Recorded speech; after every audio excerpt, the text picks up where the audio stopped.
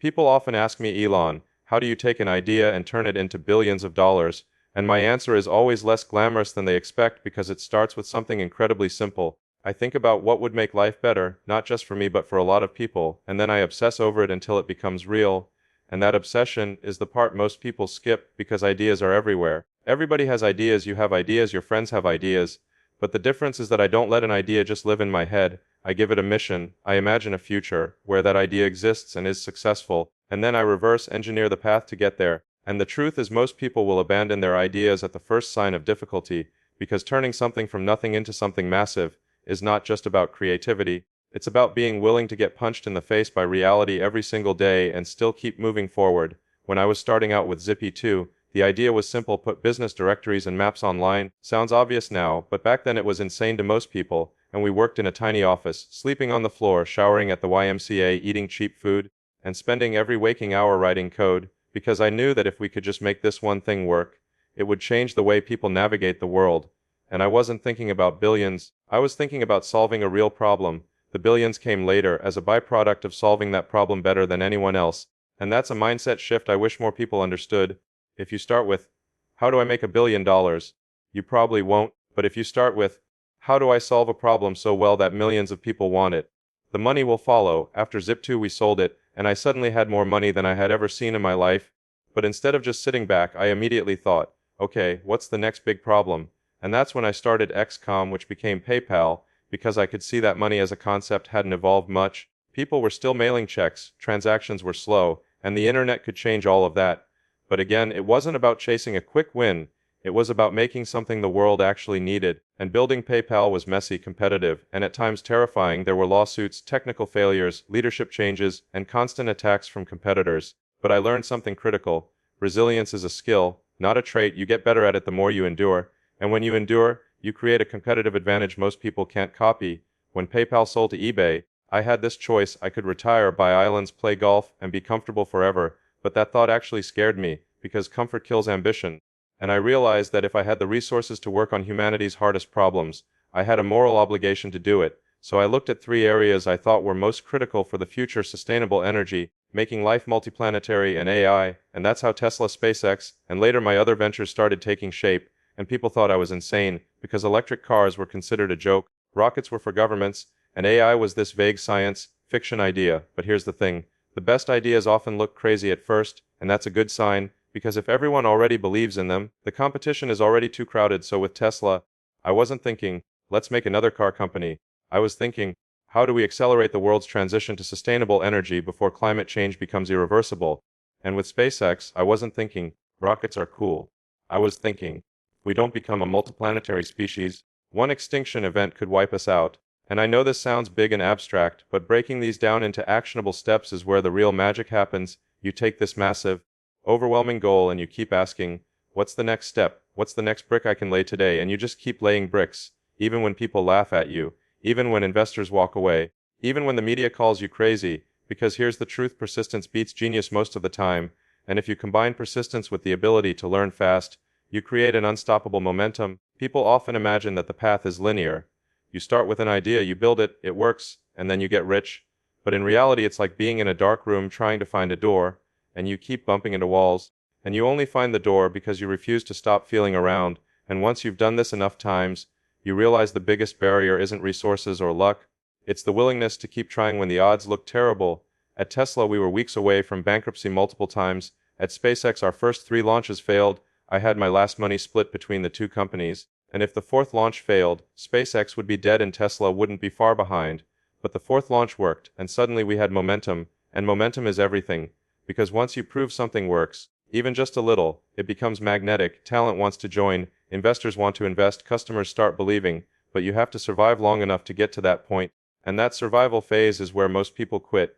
So if you take nothing else from what I'm saying, take this: don't quit because it's hard. Quit only if you realize the problem isn't worth solving anymore. Otherwise, keep going, keep iterating, keep finding the next step, because every great thing you admire today was once just a rough, broken, laughed at idea in someone's head. The difference between them and the millions of ideas that died is that the people behind them refuse to let go. And if you want to turn your own ideas into billions, start by ignoring the billions and focusing entirely on making something so valuable, so undeniable, that the world can't ignore it. and understand that you're not just building a product, you're building yourself into someone who can handle the chaos, the criticism, the exhaustion, because the truth is the journey will change you as much as the outcome, and if you can fall in love with that journey, the billions will just be a side effect of the impact you create. People think that success is this one big moment, a lucky break, some magical day when everything changes, but the reality is that success is the compound interest of thousands of tiny decisions, tiny sacrifices, tiny improvements that most people don't even notice. And when you look at the companies I've built, from SpaceX to Tesla to Neuralink to the Boring Company, you might see the headlines and the big launches, but what you don't see are the years of work that lead up to those moments, the late nights where you're debugging a single line of code until 4 a.m., the weekends where you're in a factory trying to figure out why a machine isn't working, the endless meetings where you're solving problems you didn't even know existed, until they blew up in your face, and that's the part most people underestimate. The grind is not glamorous, but it's where everything happens. When we were building the Tesla Roadster, there was this constant stream of challenges, from battery overheating to supply chain disasters, and each one felt like it could sink the company. And sometimes it wasn't even about solving the problem perfectly, it was about solving it just enough to keep going, because momentum is fragile in the early stages. It's like trying to push a huge boulder from a standstill. It takes a massive amount of effort to get it moving even an inch, but once it's rolling, you can start to guide it more easily. And here's the thing, people often want to skip straight to the part where it's rolling, but you can't. You have to earn momentum through persistence, one problem at a time, and if you can handle the boredom, the frustration, the slow progress, you will outlast most of your competition. I've seen so many talented people quit not because they couldn't solve a problem, but because they couldn't handle the feeling of moving slowly. They expected fireworks and instead got a dripping faucet, but what they didn't realize is that dripping faucet, if you keep it going, can fill an ocean. The first SpaceX launch that succeeded was a huge media moment, but people forget we failed 3 times before that, and those failures were brutal. They weren't just mechanical failures, they were emotional, financial, personal. I had friends telling me to shut it down, media calling it a waste of time, investors pulling back, and the stress was so intense I couldn't sleep more than a few hours a night. But in those moments you have to remind yourself why you started, and for me, the why was never money, it was always about impact. Because impact is the only fuel that burns hot enough to keep you going when everything else falls apart. If your goal is just to make money, you will quit when it gets too hard. But if your goal is to solve something meaningful, you will find a way to push through. And here's another truth. People overestimate the importance of inspiration and underestimate the importance of discipline. Inspiration will get you started. Discipline will get you finished. There were countless days I didn't feel like going to the factory, didn't feel like dealing with another crisis, didn't feel like hearing why something was impossible again. But I showed up anyway, and that's another key.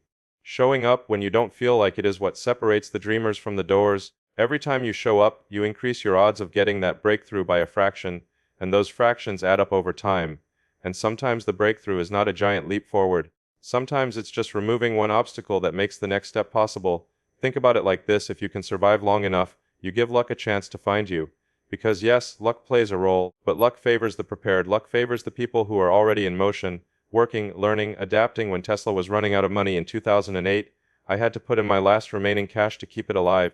And people said I was crazy. They said I should just let it die, but I couldn't, because I knew that if we could survive a few more months, if we could just close a deal, improve the product, deliver a car, we could turn the corner. And that's exactly what happened. Daimler invested, the Model S got underway, and Tesla began to find its footing. But that only happened because we didn't quit when we had every reason to.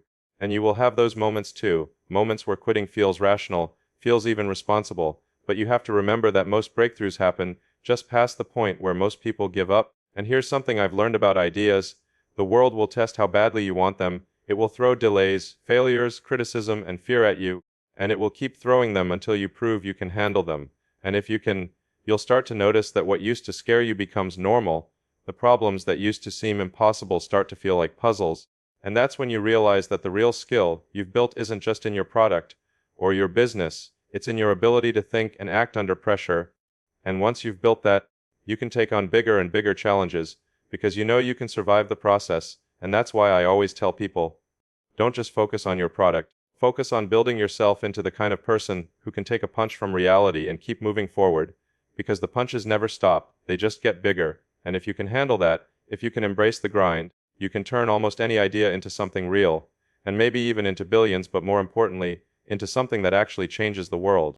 When people look at the scale of what I'm working on now, sending rockets to Mars, creating AI interfaces for the brain, building tunnels under cities. They sometimes think that I must have had some grand master plan from the beginning, but the truth is that most of it evolved step by step, from solving one problem to the next. And I think that's important to understand because too many people wait for the perfect plan before they start. They imagine they need all the answers, all the funding, all the talent lined up before they can begin. But the reality is that the act of starting is what creates the answers. When we began SpaceX, I didn't know everything about building rockets. In fact, most people at NASA and in the aerospace industry assumed we would fail, because who was I? A guy from internet startups trying to do what only governments had done before, but I didn't need to know everything on day one. I needed to know enough to take the first step, and then learn the rest as we went, and that's something I want you to take away. You don't need perfect clarity to begin.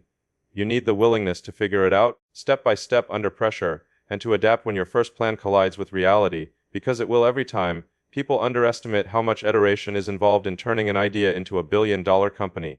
They think you make a product, sell it, and then you're done.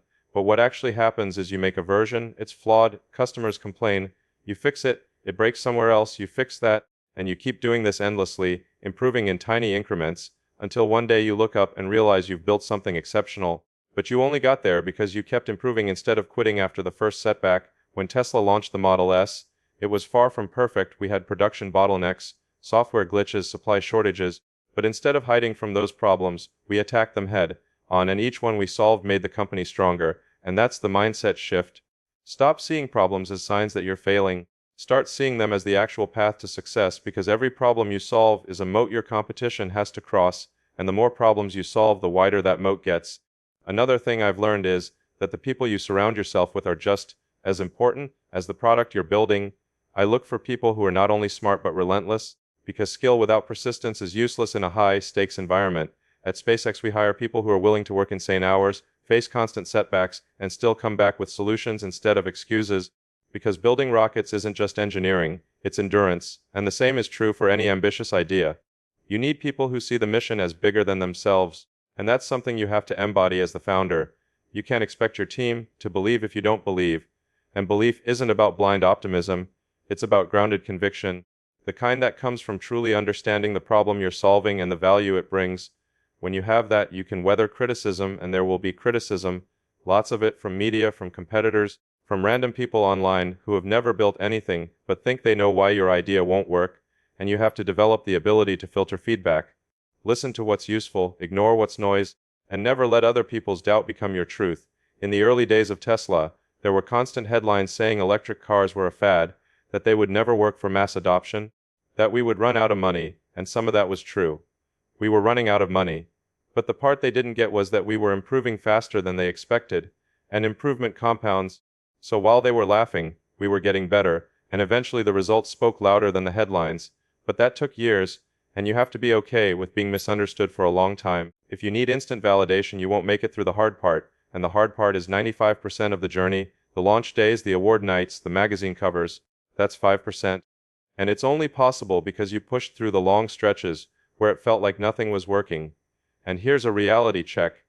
Most of the time you won't feel like you're winning, you'll feel like you're barely surviving, but survival is winning in the early stages, because as long as you're alive you can keep improving, and every day you survive is a day your competitors might quit. One of the reasons SpaceX exists today is simply because we didn't die when everyone expected us to, and over time that persistence turned into credibility, and credibility turned into opportunity, and opportunity turned into contracts, customers, revenue, and momentum. And now we're doing things that were considered impossible 20 years ago, but it all comes back to starting before you're ready, embracing problems as the path, surrounding yourself with relentless people, believing when nobody else does, and surviving long enough for the world to catch up to your vision. If you can do that, your idea, no matter how small it starts, has a shot at becoming something world-changing. A lot of people think that once you hit a certain level of success, things get easier, but the reality is they don't get easier, the problems just change shape, and often they get bigger, more complex, and with much higher stakes. When you're starting out, the worst-case scenario might be that your idea fails and you lose your initial investment, but when you're running a company like Tesla or SpaceX, the worst-case scenario could be that you miss a launch window, a rocket explodes, thousands of customers are affected, billions in value are lost, and hundreds or thousands of employees have their lives disrupted. So the pressure doesn't go away, it just evolves.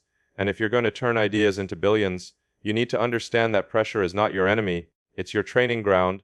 The way you deal with pressure when the stakes are small is the same way you'll deal with it when the stakes are massive, so build that muscle early. When we were preparing the first Falcon Heavy launch, everything about it was risky. There was a high chance it would fail in some spectacular way, and I told the team and the public that failure was possible. Not because I wanted it to happen, but because I'm a big believer in being honest about the odds. Too many entrepreneurs try to pretend they have it all figured out. But that's not how progress works. Progress is messy, unpredictable, and full of wrong turns, and the faster you accept that, the faster you can move. One of the keys to scaling an idea is speed. Not reckless speed, but the speed that comes from fast iteration. At Tesla, we don't wait until a product is perfect to release it. We get it out, gather real-world feedback, and improve it continuously, because perfection is a moving target, and if you wait for it, you'll be stuck in planning mode forever. Speed is also about decision-making. I see a lot of people stuck in analysis paralysis, overthinking every move, and the problem is that the world moves faster than your decision-making process, so by the time you decide, the opportunity has passed. I try to make decisions as soon as I have about 70% of the information I wish I had, because if I wait for 100%, it's too late. And here's the thing. You can recover from a bad decision faster than you can recover from indecision. The longer you wait, the fewer options you have. And one of the biggest advantages of being a startup or an individual is speed. You can outmaneuver bigger players simply because they're slower. But to do that, you have to get comfortable acting with incomplete information. Another thing that becomes critical at scale is focus. When you have some success, you'll have opportunities flying at you from every direction. People wanting you to invest, to partner, to expand into new markets. And if you're not careful, you can scatter your energy so much that you weaken your core mission. I say no to far more opportunities than I say yes to, because every yes costs you something: time, energy, attention, and those are your most limited resources. When I focus on something, I try to go all in, because half efforts rarely produce breakthrough results. Think about SpaceX. The reason we've been able to land rockets and develop Starship is because we've been singularly focused on reducing the cost of space travel and making life multiplanetary. Everything we do ladders up to that mission, and if something doesn't, we don't do it. Same with Tesla. Every product, from the Roadster to the Model 3 to the Cybertruck, is about accelerating the transition to sustainable energy. Keeping that clarity of mission not only keeps us on track, but also keeps the team aligned, because when everyone knows exactly why we're doing what we're doing, decision-making becomes easier at every level. But here's something else: you can't expect your team to work harder than you do. Leadership by example is not optional, it's the foundation. When I'm in the factory at 1 a.m., working through a production issue, the team sees that I'm not asking them to do anything I wouldn't do myself, and that builds trust, respect, and a shared sense of ownership. And ownership is everything, because when people feel like it's their company, their mission, they bring a different level of commitment. You can't buy that with salaries or perks. You build it by showing up, by caring deeply, and by demonstrating through your own actions what matters. And yes, that means making sacrifices. There were years where I worked 100-hour weeks, slept on the floor, missed family events because I believed so strongly in what we were building. I'm not saying everyone has to do that, but I am saying that if you want to turn your ideas into something massive, you will have to give up comfort. You will have to trade short-term pleasure for long-term impact, and a lot of people aren't willing to do that. They want the billion-dollar outcome without the billion-dollar effort, but it doesn't work like that. The effort comes first, and often the reward is delayed by years, sometimes decades. So you have to love the process enough to keep going even when the results aren't immediate. You have to enjoy solving the problem more than you enjoy celebrating the win, because the wins are rare and fleeting, but the work is constant, and if you can learn to see that work as the point, the challenge, the problem solving, the learning, then you'll keep going long enough to see the billions. But if you only love the idea of success, you'll burn out long before you get there. So my advice is to train yourself to operate under pressure, make decisions fast, focus relentlessly on your mission, lead by example, and love the grind more than the glory, because the grind is where the real transformation happens, both for your idea and for you as a person. When I look back at my journey so far, from a kid in South Africa reading science fiction and dreaming about space, to building companies that are actually sending rockets beyond Earth, making electric cars mainstream, and working on AI and brain-computer interfaces, it's clear to me that the common thread has never been about money. It's always been about a vision of the future and the willingness to work obsessively toward it, no matter how far away it seemed. And that's the final thing I want you to understand. If you're serious about turning your ideas into billions, you need a vision so compelling that it pulls you forward, even when everything else is pushing against you, because there will be resistance, there will be failures, there will be moments where you question everything, and in those moments, your vision is the thing that keeps you moving, not motivation, not excitement, but a deep, unshakable belief in what you're building. When SpaceX started, The idea of making life multiplanetary sounded like a movie plot, and now we're building Starship with the goal of carrying humans to Mars. When Tesla started, electric cars were dismissed as slow, ugly, and impractical, and now we're proving they can outperform gas cars while helping the planet. These things didn't happen overnight. They took years of persistence, thousands of decisions, and an insane tolerance for risk and uncertainty. And that's another lesson: you have to get comfortable living with uncertainty. Most people want guarantees before they take action, but the truth is there are no guarantees, and waiting for them will just keep you stuck. The only guarantee is that if you never start, you'll never get there. So start now with whatever you have and commit to figuring it out along the way. Another thing people get wrong is thinking they need permission. Permission from investors, from friends, from society. But nobody is going to hand you a slip of paper saying, yes, go build your dream. You have to give yourself that permission, and then you have to back it up with relentless action. And by relentless, I mean you keep going when you're tired, when you're broke, when you're criticized, when you've failed 3 times in a row, because the path to building something truly massive is never a straight line. It's a mess of setbacks, pivots, and small wins that eventually add up. And you'll notice something if you persist long enough. The very people who doubted you will start to respect you. Not because they suddenly believe in your idea, but because they can't ignore the fact that you're still standing when most people would have quit. And that respect can open doors you never imagined, but you have to earn it, and you earn it by showing up, by delivering, by proving that you can execute on your vision, no matter how hard it gets. And execution is everything. Ideas are easy, execution is rare. Everyone has ideas for apps, products, inventions, but the people who change the world are the ones who turn those ideas into reality through consistent, focused action. And here's the final point I'll make: success is not a finish line. It's a moving horizon. The moment you hit one goal, another one appears in the distance. And that's a good thing, because the real joy is in the pursuit. If you ever stop chasing something bigger, you stagnate. So even when you hit your first big milestone, set your sights on something even more ambitious.